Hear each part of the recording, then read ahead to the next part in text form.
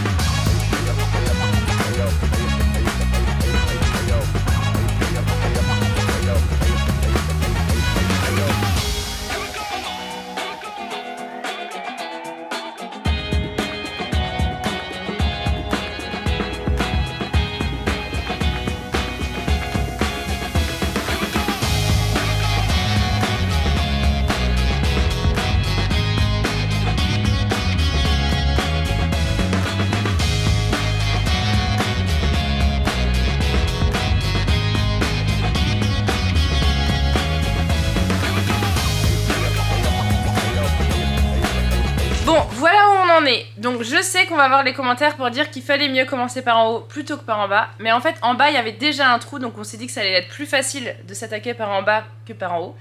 Et en plus, d'une part, la toiture ne pose pas sur ce mur, même si on a l'impression les solives, les lames, les colliers, enfin rien ne pose dessus. Et en plus, tout en haut là, vous pouvez voir, on avait fait un linteau quand on avait construit l'extension et le garage. On avait ferraillé, écoulé, donc vraiment c'est bien solide.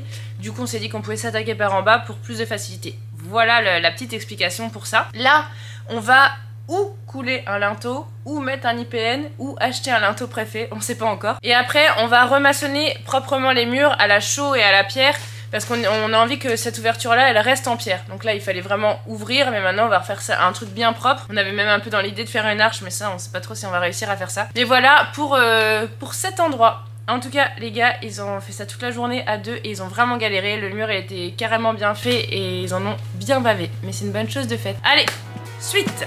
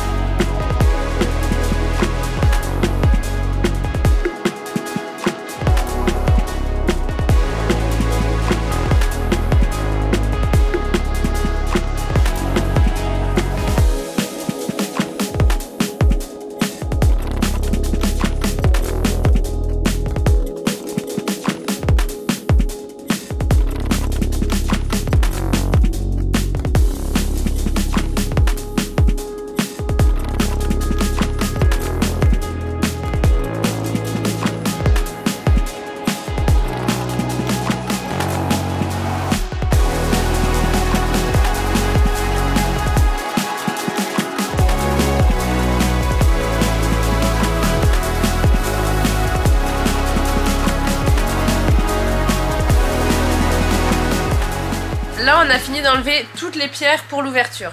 On a aussi buriné les anciens joints et on a aspiré pour enlever toute la poussière. Comme ça, quand on va venir maçonner, ça va bien tenir. Dehors, on passe un coup de souffleur quand on va enlever toute la poussière. À l'intérieur, si on fait ça, ça va être la cata. Donc on a pris l'aspirateur. Il a l'habitude de faire ce genre de choses, notre aspirateur. Donc on va pouvoir remaçonner le mur en pierre pour que ça fasse propre. Et puis on va faire notre linteau qui va reposer sur notre mur en pierre. L'idée, c'est que là, on s'est dit dans le sol, en fait, c'est, enfin, tout en bas là, je sais pas si vous voyez, mais c'est des pierres. Et donc c'est pareil, on a envie de refaire les joints. Comme ça, le passage, il sera vraiment tout en pierre.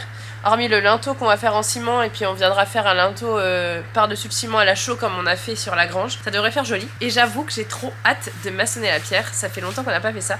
Donc voilà, l'étape d'ici, maçonner.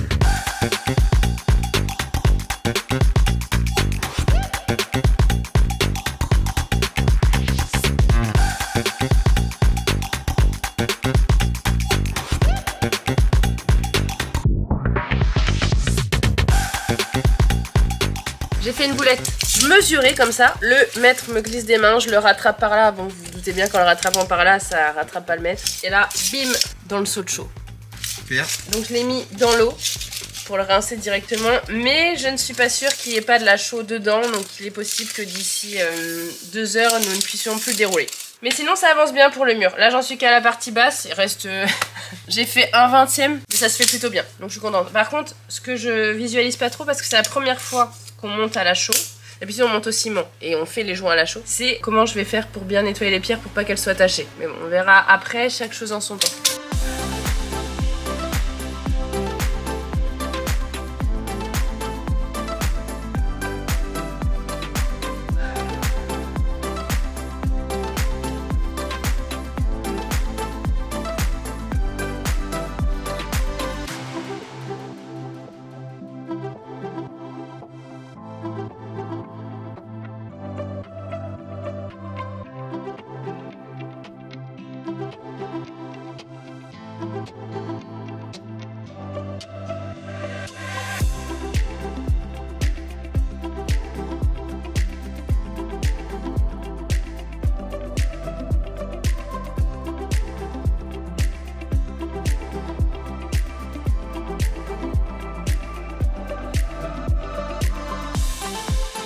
Je vous fais un petit point sur l'avancée du mur. Là, c'est presque fini. Enfin, c'est maçonné jusqu'ici. Il me reste un rang à poser, mais je peux pas le poser tout de suite parce que sinon ça me fait bouger toutes mes pierres en dessous parce qu'il faut que je pose des grosses pierres. Donc je vais attendre que ça sèche et je ferai plutôt ça demain. Et j'ai essayé de faire les joints un peu au mieux, mais c'est pareil, je peux pas trop parce qu'à chaque fois qu'on rebouge une pierre, ça rebouge tout. Donc en fait là, je vais frotter tout ce qu'il y a à frotter, brosser parce que quand ça va sécher, c'est trop tard, sinon il faut repasser le burainer. Et quand j'irai faire mes pierres du haut, je referai du coup toutes les petits endroits à repasser, à refaire les joints propres et tout. Mais je suis pas mécontente, je suis pas aussi efficace qu'un pro puisque j'ai passé la journée juste à faire ce petit rang là. Et c'est vraiment un casse-tête de trouver les pierres et puis en fait il y avait pas grande largeur pour trouver les bonnes pierres. Mais je suis pas mécontente du résultat, j'ai hâte de voir quand ça va être sec ce que ça va donner. Et après on s'attaquera à ce côté là.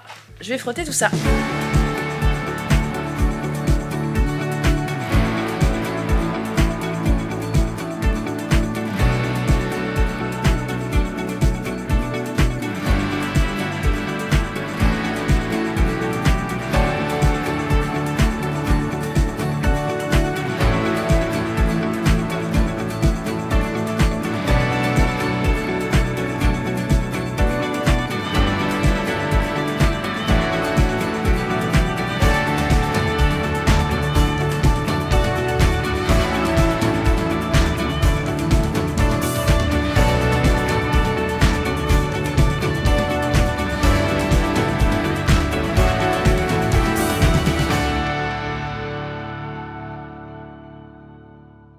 Bon, ce pilier là, il est maçonné jusqu'en haut, donc jusqu'ici. On maçonne pas au-dessus puisqu'au-dessus il y aura le linteau.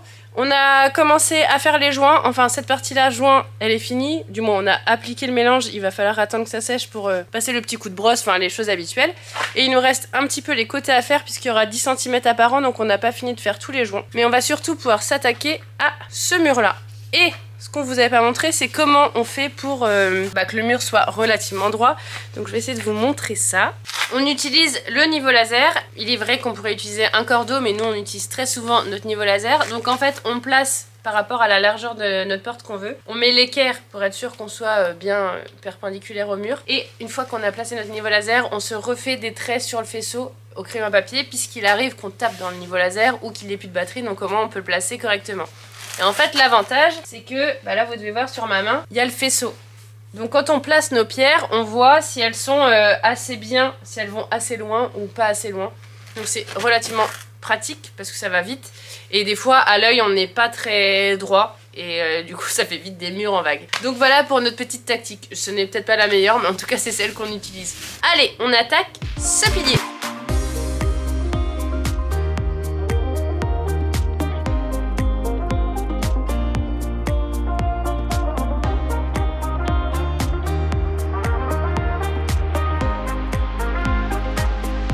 Ça y est, ce pilier là est officiellement fini. C'est maçonné jusqu'en haut, les joints sont faits. En fait sur celui-là on a plus de pierres à mettre sur la largeur, donc c'est beaucoup plus facile à maçonner que de l'autre côté.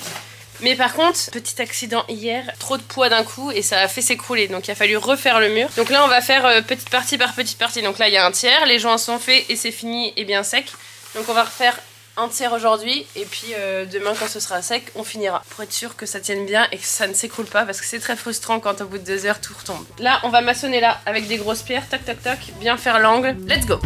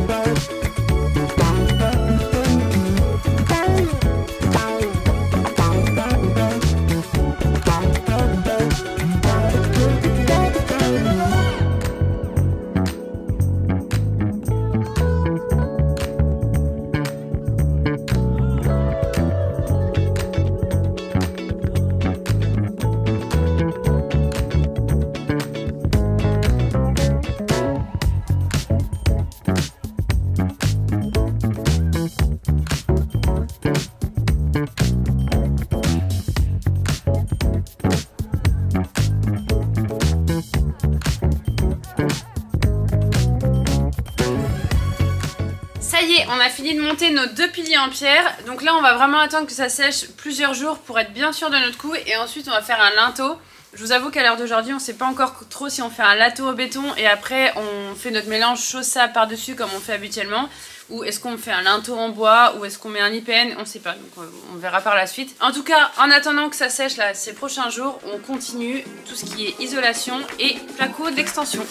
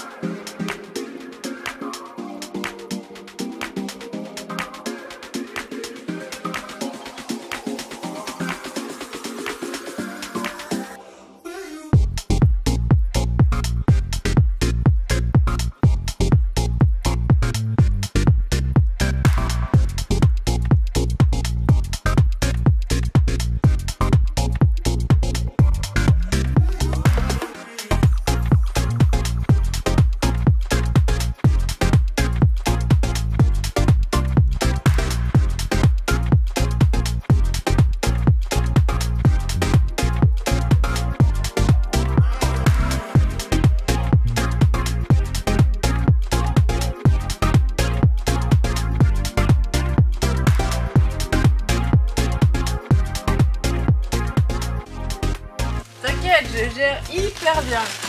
Franchement, je pense que là, c'est une donne la plus dure à mettre de tous. Non. Si vous cherchez du scotch pour vos cadeaux de Noël. Celui-là est parfait, vos enfants n'arriveront pas à ouvrir leurs cadeaux. Là par contre il est vraiment trop bien. Arrête! Oh là là, tu me mets encore plus la pression. Oh là là là là là là là. Arrête! C'est le temps de poser le premier. C'est vachement compliqué en vrai. Ouais. Mais tu me le mets tu me le mets pas mettre dans le bon sens. Ah ouais. Attends, je vais montrer l'étanchéité derrière là-dessus. Ça fait 10 minutes qu'elle se bat. Non, on a 2 minutes de vidéo là. Pas 10, je suis peut-être à 8 minutes de bataille, mais pas 10. On a 2 minutes de vidéo, ce qui fait que oui, ça fait bien 8 minutes que tu y es déjà. Regarde comment je gère avec ma petite caboche. Je vais mettre des petits bouts un peu partout et après je vais refaire un truc propre. Bicomposant. Là on fait l'étanchéité à l'air avec le mastic Vario Double Fit. Pour relier entre la membrane et le sol, c'est pour avoir une étanchéité parfaite. Vu que la membrane elle est vraiment appuyée sur le sol avec la laine de verre, on vient directement mettre ça, on glisse ça en dessous, on vient mettre ça, et vu que la laine de verre écrase avec ça qui vient sous la laine de verre, la membrane vient sous la laine de verre, ça écrase et du coup c'est parfait.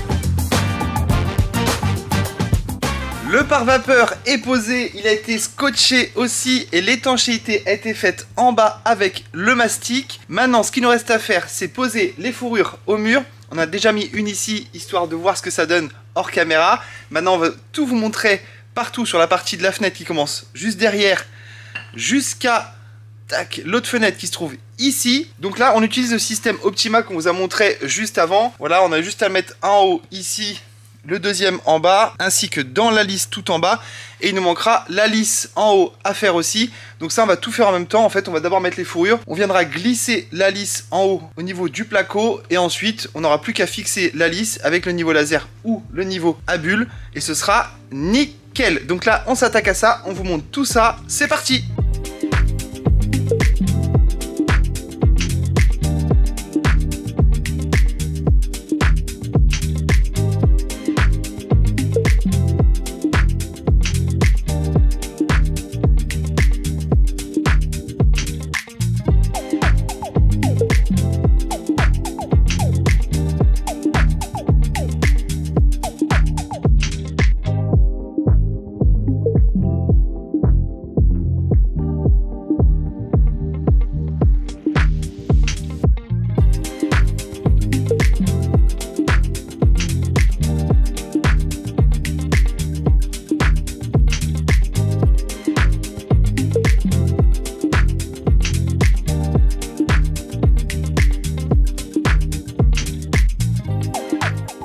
Toute cette partie du mur a été raillée avec les fourrures, tout est bon, tout est de niveau, tout est prêt pour mettre la première plaque de placo sur les murs. La plaque qui va nous servir aussi pour pouvoir faire la cloison. En fait, nous, dans l'idée, ce qu'on fait, c'est qu'on met la plaque, ensuite on vient mettre un rail ici qui va permettre de soutenir la plaque de placo qui sera dans l'autre sens. Donc ce sera bien costaud, et elle va nous servir aussi pour l'angle qui se trouve ici. On va venir mettre la plaque posée sur cette fourrure ici. Ensuite, on va mettre une lisse qui servira d'appui pour le mur qui partira dans l'autre sens. Donc là, on s'attaque à la première plaque, on la découpe, on y va, c'est parti!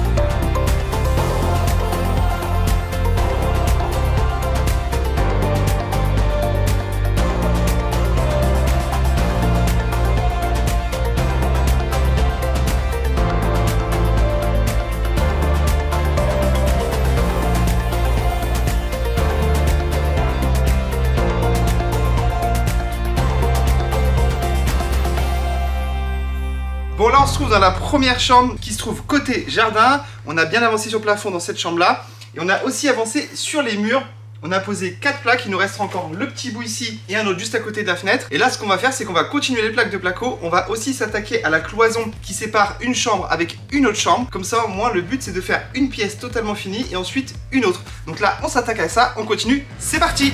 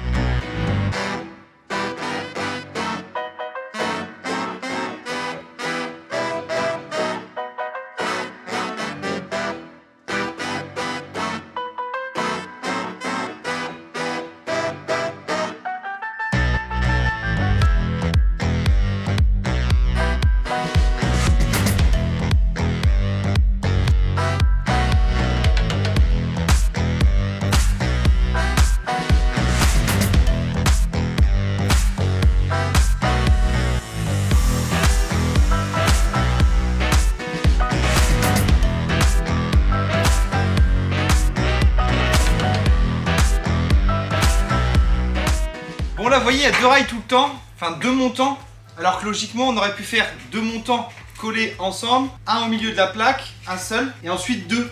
Et en fait nous on a fait dans ce sens là parce que ce qu'on va faire c'est qu'on va venir poser les plaques. Logiquement la plaque elle fait 120, donc les montants sont tous les 60. La plaque fait 120 donc elle vient ici.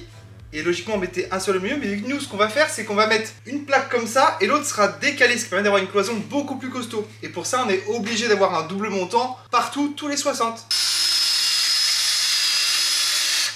Est-ce que tu sais pourquoi il y a une petite vis? Bah parce qu'on en a trop et on sait pas quoi en faire. Ah ouais. Alors on les met. Ça c'est une blague de Normand ou pas? Ouais. Non, ça permet de bien solidifier puis mettre les deux ensemble. Bon, même si le placo ils seront décalés, ça gêne pas. Mais...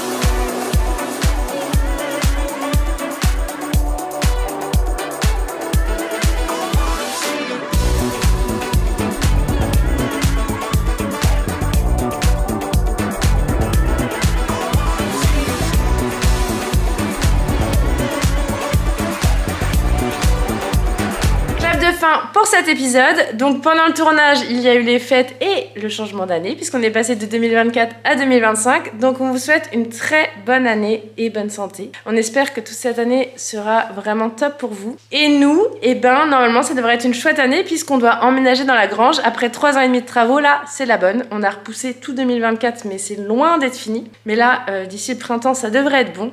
En tout cas, ces prochaines semaines, on continuera l'extension, c'est-à-dire les chambres de nos enfants. On commencera la salle de bain et les toilettes. Et truc trop cool, on va créer les verrières là au mois de janvier. Les 3 verrières de la chambre, du dressing et de la salle de bain des mezzanines en haut. Donc on pourra ensuite enlever nos 2 mezzanines provisoires et attaquer sur notre filet. Vous savez, on veut faire un énorme filet contre nos grandes fenêtres qui aura vue sur le jardin pour pouvoir bouquiner et tout. Donc voilà, en tout cas, si cette vidéo vous a plu, n'hésitez pas à mettre un petit pouce en l'air. Et si vous ne nous suivez pas, vous pouvez toujours nous suivre dans cette folle aventure. Allez, ciao, à dans 15 jours.